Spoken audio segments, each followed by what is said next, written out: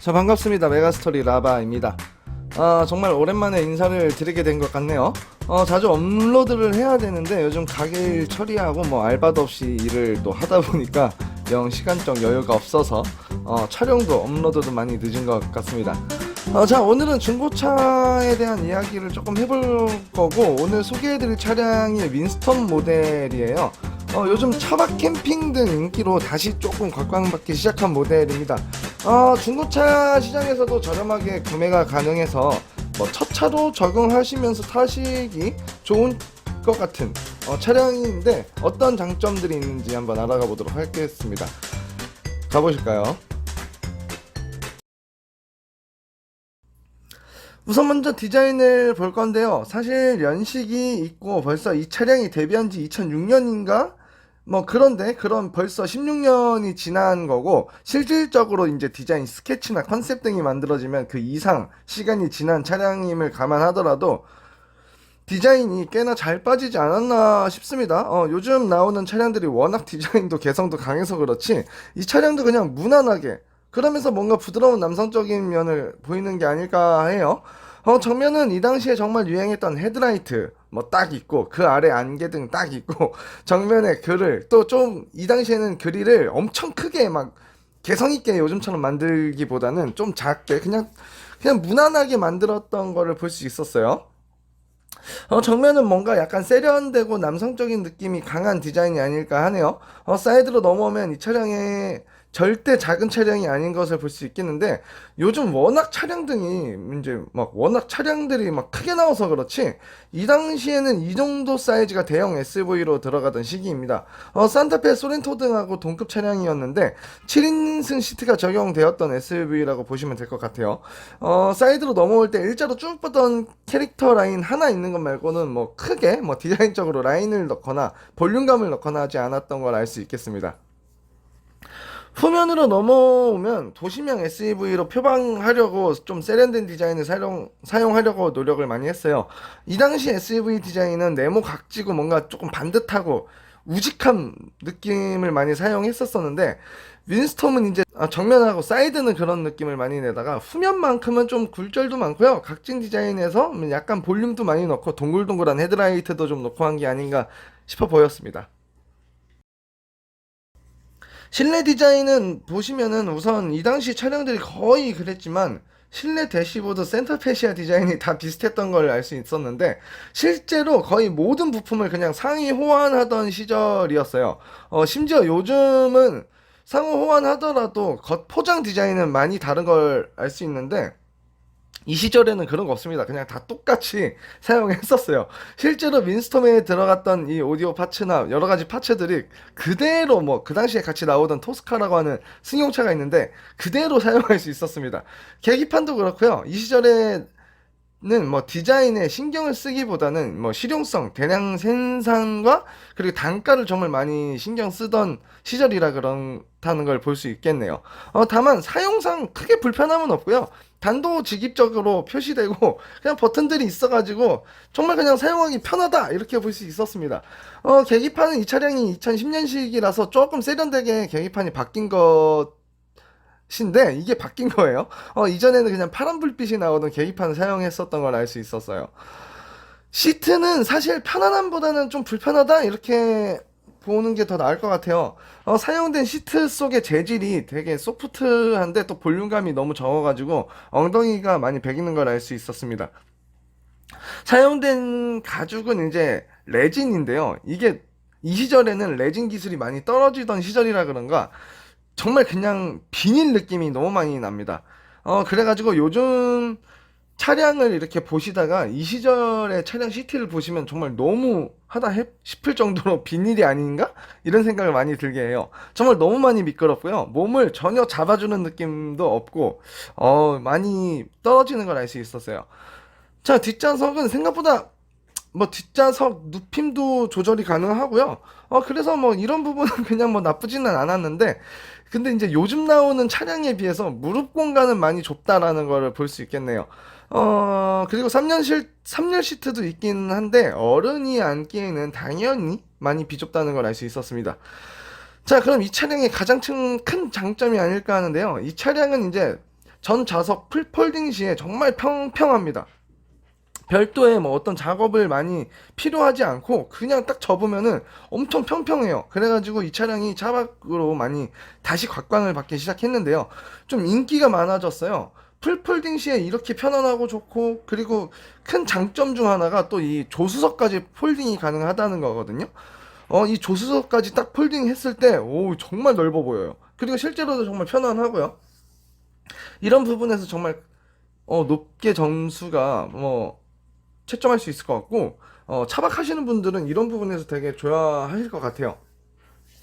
다만 이제 천장 높이가 조금 낮아가지고 제 키가 173인데 천장 높이가 조금 낮아서 머리 공간이 많이 조금 부족하네요. 그래서 답답함이 있을 수는 있어요. 그래서 차 안에서 만약 앉아서 무언가를 하려고 하면은 좀 쭈그려야 하는 자세가 나오는 게 많이 아쉽네요. 이 공간만 정말 조금 높았으면 정말 딱이었을 것 같은데, 이런 부분은 살짝 아쉽습니다. 자, 이제 주행을 하면서 이 차량의 성능을 한번 알아가 보도록 할게요. 우선 엔진 시동을 켜고 아이들링 시 엔진 소음하고 진동이 좀 있어요. 다만 하도 윈스턴 차량이 소음이 심하다라는 이런 소문을 많이 들었거든요. 그래서 걱정을 많이 했는데, 소음은 뭐 생각보다는 들어줄만 했다고 볼 수 있겠어요. 진동 경우에는 이제 이 차량을 제가 중고로 뜨면서 엔진 미미가 조금 많이 달았다라는 걸 알고 있었어요. 이제 이거는 아직은 갈 정도가 아니라고 해가지고 갈진 않았는데, 엔진 미미가 좀 달아서 진동이 살짝 들어온다고는 했었는데, 아마 그거 치고도 엔진 진동은 솔직히 좀 들어오긴 하지만 뭐 봐줄만은 했습니다. 우선 엔진은 2000cc 5단 기어를 사용하고 있는데요. 엔진 마력수는 이제 150마력을 사용하고 있어요. 뭐 요즘 시대에 비해도 마력수가 뭐 엄청 작은 것 같지는 않다고 보실 수는 있는데, 실제 이제 세팅 값에서 오는 차이점이 많이 나는 걸 알 수 있습니다. 요즘 차량들은 이렇게 저 RPM에서도 토크가 정말 빵빵 잘 터져주고 정말 힘이 강한 걸 알 수 있었는데, 초반부터 높은 토크감으로 높은 마력을 가지고 올 수 있는 요즘 차량에 비해서 RPM도 뭐 순식간에 올려주지를 못하고요. 그리고 초반 경우에 저 RPM에서 토크감이 너무 없어요. 너무 없다 보니까 되게 답답하다라고 느끼실 수 있을 것 같아요. 그리고 요즘 차량들은 정속 주행을 하면은 2000rpm 아니면 그 아래 막 1800rpm에서도 1800rpm에서도 되게 부드럽고 막 빠당빠당하고 부족함 없이 이렇게 잘 달려준다면, 이 차량은 기본적으로 2500rpm 이상을 사용하셔야 답답함 없고요. 악셀을 그 정도는 밟아줘야 차가 달리는 느낌을 받으실 수 있어요. 그리고 정말 조금만 밟아도 3000rpm 이상을 사용하게 되기 때문에, 그런데도 뭔가 토크감이 빵하고 터진다라는 느낌은 많이 없습니다. 솔직히 많이 답답하다라고 느껴지실 수 있을 것 같아요. 거기다 이 차량이 이제 4륜까지 사용하다 보니까 더 답답하게 느껴질 수 있을 것 같은데, 그냥 기본적으로 엔진이 경쾌하고 빠릇빠릇하고 뭔가 이 초반 토크가 땅 하고 쳐주는 녀석은 아니라는 거를 알 수 있었습니다. 자, 변속 충격이 그렇게 크지는 않았고요. 다만 변속이 조금 많이 느린 걸 알 수 있었어요. 변속되는데 좀 둔한 느낌이 강하고, 5단 변속이라 이제 고속에서 정말 많이 바보짓을 많이 해요. 어떤 단수를 사용해야 할지 고속 구간에서 되게 어버버하는 구간이 있습니다. 특히 4단하고 5단 사이에서는 너무 이 단수를 이 속도에서 어떤 단수를 써야 되는지 애가 자리를 못 잡아가지고 4단 5단을 수시로 오고 가는 거를 많이 느낄 수 있습니다. 그러나 일단 1단에서 3단으로 넘어가는 구간은 나름 만족스럽다 이렇게 볼 수 있었어요. 단수가 적어서 그렇지 RPM 사용 구간도 넓고 그래서 그렇지 이질감이 있거나 그런 거는 없었습니다.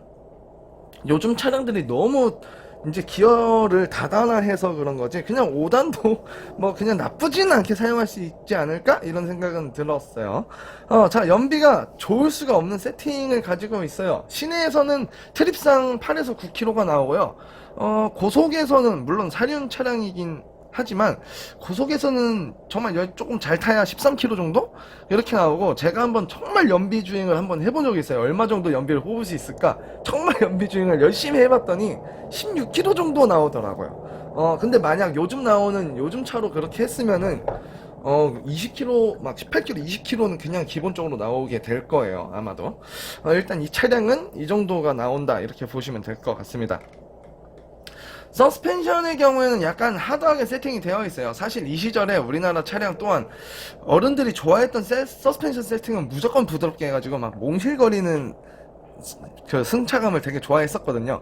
근데 윈스톰은 수입형으로 이렇게 나와서 그런 건가요? 되게 하드하게 세팅이 되어 있습니다. 일반 시내나 요철에서는 충격이 되게 크다고 볼 수 있는데 고속에서 주는 이런 안정감은 또 생각보다 되게 좋았습니다. 또한 고속에서의 이런 코너링을 할 때에도 그립감이 되게 좋아가지고 물론 요즘 차량에 비하면 뭐 좋다고 볼 수는 없다고 해야 하겠지만 이 시절에 이런 세팅을 했다는 게 지금 저는 되게 만족스럽게 타고 있어요. 사실 또 이런 세팅값 때문에 이 윈스톰의 판매량이 정말 많이 낮았던 것도 있긴 하지만 저는 되게 고속 구간에서 이런 주는 안정감이 되게 만족스럽네요. 저속과 이런 시내에 오는 잔잔한 진동이 있어서 그렇지 고속 안정감은 되게 만족스럽다, 이렇게 보시면 될 것 같아요. 브레이크 같은 경우에는 약간 밀리는 성향이 있습니다. 밀리다기보다는 브레이킹 압력 구간이 초반은 너무 적어서 생각보다 많이 밀렸고요. 그렇다고 조금만 또 밟아주면 또 너무 꽉꽉 잡아주는 영향이 있습니다. 그 구간을 정하기가 되게 어렵다라고 보시면 될 것 같아요. 약간 약하게 밟으면은 좀 밀리는 것 같고, 조금 세게 밟으면 또 너무 팍팍 쓰는 것 같고, 이런 부분 때문에 약간 브레이크 밟을 때 꿀렁거리는 느낌을 주지 않나 싶습니다.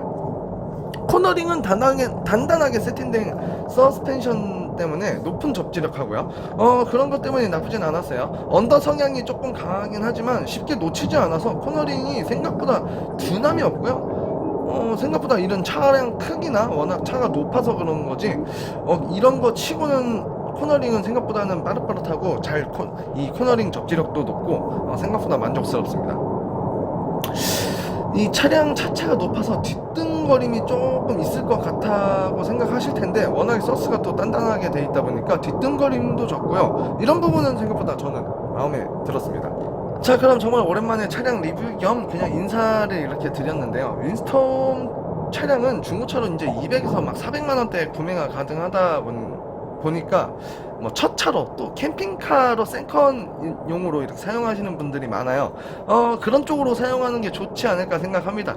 출력 부분에서 부족함은 많이 느꼈는데 그냥 출력 부분만 빼고는 나머지 부분은 워낙에 만족스러워서 저렴하게 정말 구매해가지고 사용하는 차량치고는 이 정도면 진짜 가성비가 좋다고 할 수 있지 않을까 해요.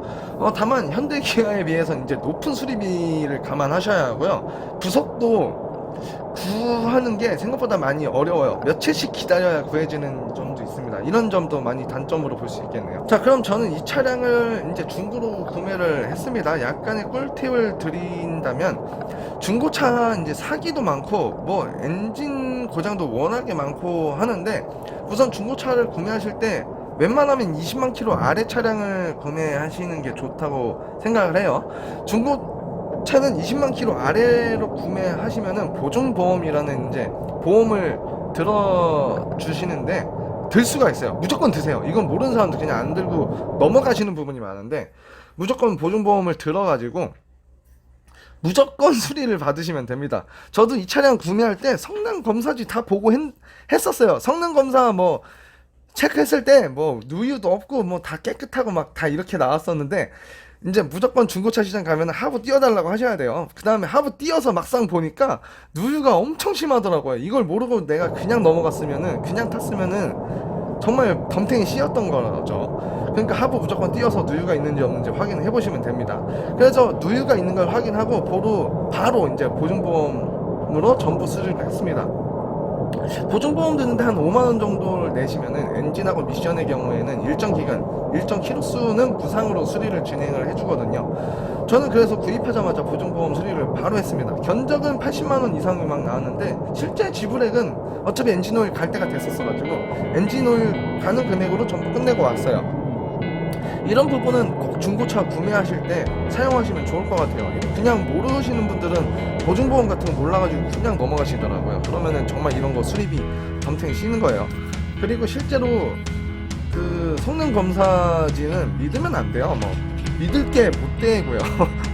그래가지고 성능검사지 보더라도 무조건 하부 검사 같은 거 무조건 하시는 걸 추천드립니다.